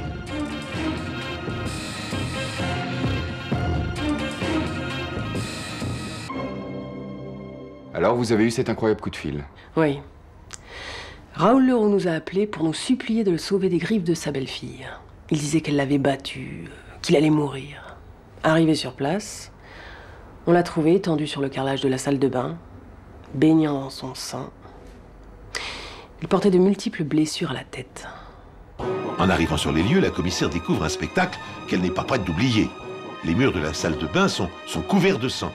Le vieil homme est transporté aux urgences dans un état critique. À ce moment-là, pas de doute, malgré ses protestations, Josiane était bien la coupable. Josiane se défend bec et ongle. Raoul ment depuis le début. Il s'est infligé lui-même ces terribles blessures. Quant aux accusations, elle ne comprend pas pourquoi son beau-père lui voue une telle haine. La commissaire est incrédule. Comment un individu, même paranoïaque, peut-il s'infliger un traitement aussi inhumain et prendre autant de risques dans le but d'accuser quelqu'un de tentative d'homicide? Vous n'avez rien su. C'est absurde cette histoire. Je peux pas faire un truc pareil. Je ne peux pas faire un truc pareil. Désespérée, Josiane appelle Antoine à l'aide. Il faut qu'il ouvre les yeux. Son père est fou. C'est un vicieux, un pervers, un malade mental.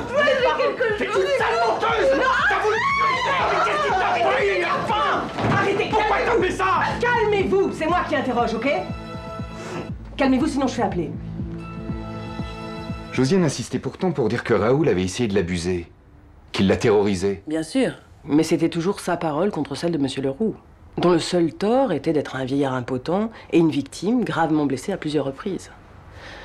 Heureusement pour Madame Leroux, Monsieur Hassine-Aoud est venu apporter son témoignage. Avec tous les ennuis que vous avez eus, ça a dû vous coûter, non, d'aller vous présenter à la police? J'avais de l'estime pour Madame Leroux. Je pouvais tout de même pas la laisser se faire accuser comme ça sans rien dire. Ce jour-là, elle est arrivée toute tremblante. Au moment de la troisième agression de Raoul, Josiane se trouvait chez Hassine, où elle était venue chercher du réconfort. Non, rien de ce que vous croyez. Elle avait peur de rentrer chez elle. Le vieux dégoûtant avait essayé de se faire toucher. C'était pas la première fois d'ailleurs. Avec le témoignage d'Hassine, Josiane avait un alibi.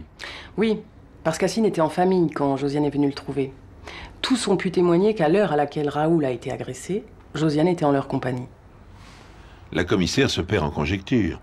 Se pourrait-il que Raoul ait berné les médecins et qu'il se soit infligé lui-même ces blessures effroyables? Se pourrait-il qu'il ait pris le risque de mourir de pendaison ou brûler vif dans le seul but de faire incarcérer sa belle-fille? Le témoignage d'Hassine a innocenté Josiane. Mais il a rendu Antoine fou de jalousie. Il a jeté sa femme dehors. Josiane est à la rue. Aussitôt Hassine vole à son secours. Une chambre meublée chez un ami absent lui fournira un logement provisoire.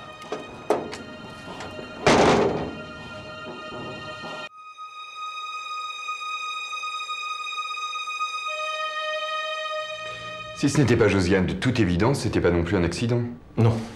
Ce n'était pas en glissant dans la baignoire que Raoul Leroux aurait pu s'affliger ses blessures au crâne. Alors qui d'autre? Et nul autre que lui-même. Mais pourquoi? Aussi incroyable que cela puisse paraître, il se serait automutilé. Vous avez alors conseillé la séparation de Raoul d'avec sa famille? J'ai expliqué à son fils que son père devenait dangereux pour lui-même. Je lui ai même conseillé de le placer. Mais Antoine Leroux a refusé catégoriquement d'en entendre parler.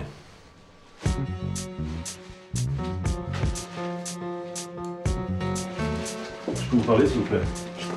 Il faut absolument placer votre père. Non. Ça, c'est hors de question, d'accord, hein? C'est ma famille, je peux très bien m'en charger. Alors vous vous mêlez de vos affaires! Au cours d'une visite au domicile de son patient, le docteur Rémy va faire une découverte qui s'avérera cruciale pour la suite de l'affaire. le regard du médecin est attiré par une pile de documents épars en partie brûlés. Sur ces papiers, quelques mots lui sautent aux yeux. Denise Leroux, hôpital psychiatrique de Charenton. Et c'est comme ça que vous avez eu l'idée de consulter le dossier de la mère? Par chance, les archives de l'hôpital psychiatrique sont conservées au sous-sol. De là, j'ai appris que Denise Leroux avait été internée peu de temps après la naissance de son fils, suite aux différentes plaintes de son mari. Denise Leroux a été diagnostiquée schizophrène. Oui, diagnostic probablement erroné à la lumière des faits. L'aveuglement d'Antoine vis-à-vis de son père a une explication. Sa mère, Denise, a été internée quand il était tout petit. Elle est morte à l'hôpital psychiatrique. Alors, malgré tout ce qu'a fait subir son père à sa femme et à son couple, l'idée qu'il parte lui aussi à l'asile lui est insupportable. De mon côté, j'ai consulté les archives de la police et j'ai découvert, preuve à l'appui, que Raoul accusait à l'époque sa femme d'avoir essayé de le tuer à différentes reprises. Et ce sont ses propres archives que Raoul essayait de brûler? Oui. Il avait conservé tous les procès-verbaux de l'époque. Et c'est lui qui avait demandé et signé l'internement de Denise. Les dossiers d'internement de Denise, les mains courantes et tous les documents relatifs aux différentes plaintes qu'il avait déposées contre elle pendant des années, voilà donc ce que Raoul avait tenté de faire disparaître au risque d'incendier la maison. Derrière la façade du vieillard fragile, de la victime ayant échappé plusieurs fois à la mort, se cache-t-il un autre visage, celui d'un homme dangereux? Raoul harcèle-t-il Josiane comme il a harcelé Denise, sa propre épouse, pendant des années? Et Antoine, barricadé dans le souvenir douloureux d'un petit garçon séparé trop tôt de sa mère, laissera-t-il son père détruire sa vie sans réagir? Pendant combien de temps encore Antoine sera-t-il prisonnier de la folie de son père? Josiane partie sans aide à domicile, Antoine n'a d'autre choix que de s'occuper lui-même de son père. Et la vie s'organise tant bien que mal entre le ménage, les courses et les soins quotidiens de Raoul.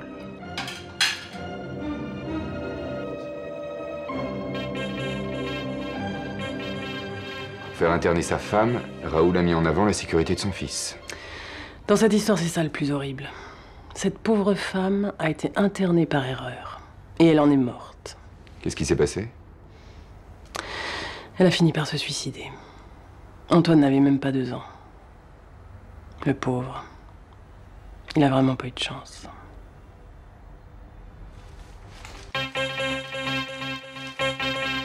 Antoine n'avait pas prêté attention aux vieux papiers brûlés qui traînaient dans un coin. Mais alors qu'il fait le ménage, il tombe sur des papiers qui l'intriguent. Soudain, la lumière se fait jour dans son esprit. Antoine est sous le choc de la révélation.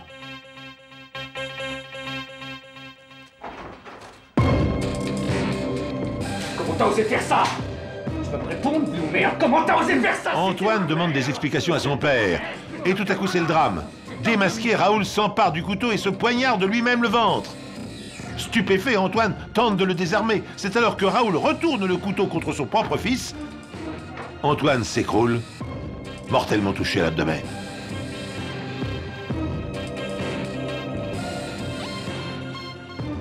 Vous êtes sûr que vous voulez toujours nous raconter la suite?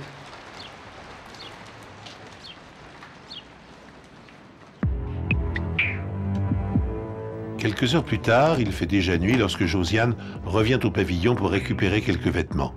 Elle a peur d'une réaction violente d'Antoine ou même de Raoul, c'est pourquoi elle est accompagnée d'Assine qui l'attend au dehors. Heureusement, le pavillon semble vide. Josiane domine son angoisse et elle va rassembler ses affaires. C'est probablement la dernière fois qu'elle met les pieds dans cette maison où elle a passé 2 ans de sa vie. Même si elle a eu tort d'accepter l'inacceptable, Josiane n'y a pas connu que de mauvais moments, du moins au début.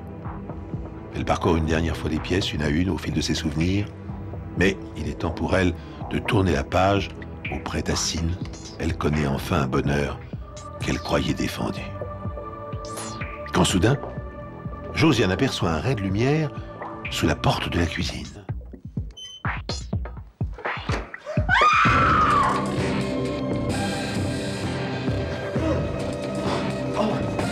Antoine gît dans une flaque de sang. Et Raoul, où est-il? Soudain, un râle affreux attire leur attention. Hassine se précipite à l'étage. Raoul, ça va? C'est Denise. Raoul est à l'agonie, mais il trouve encore la force de pointer sur Josiane un doigt accusateur avant de rendre son dernier souffle.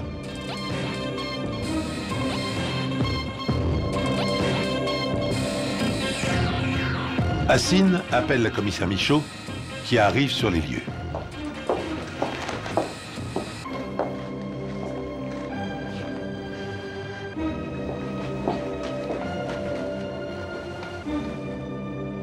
La commissaire ne peut que constater que pour Antoine aussi, il est trop tard.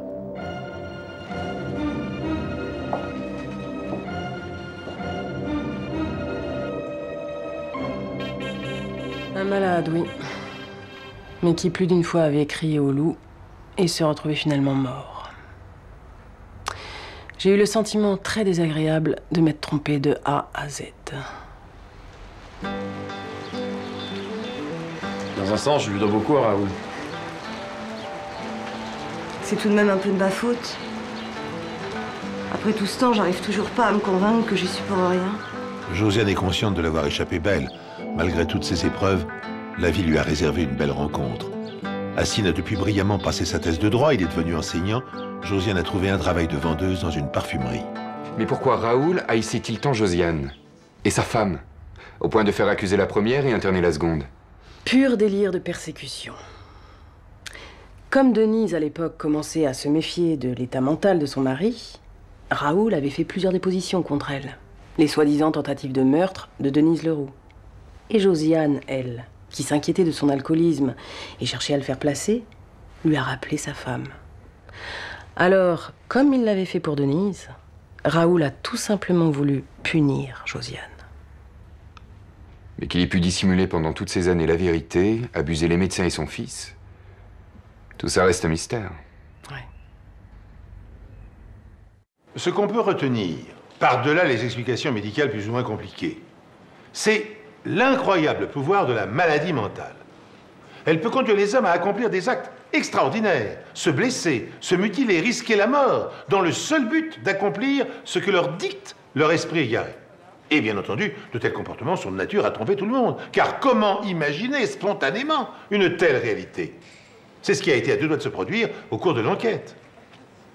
Après cette terrible aventure, Josiane et Hassine sont partis faire leur vie ailleurs. Josiane a vendu le pavillon. Elle a appris récemment qu'il avait été démoli avec d'autres en vue de la construction d'un ensemble résidentiel. Aujourd'hui donc, il ne reste plus rien des lieux du drame, à part bien sûr dans la mémoire de Josiane. Pour que ces souvenirs douloureux disparaissent, il faudra encore du temps. Beaucoup de temps.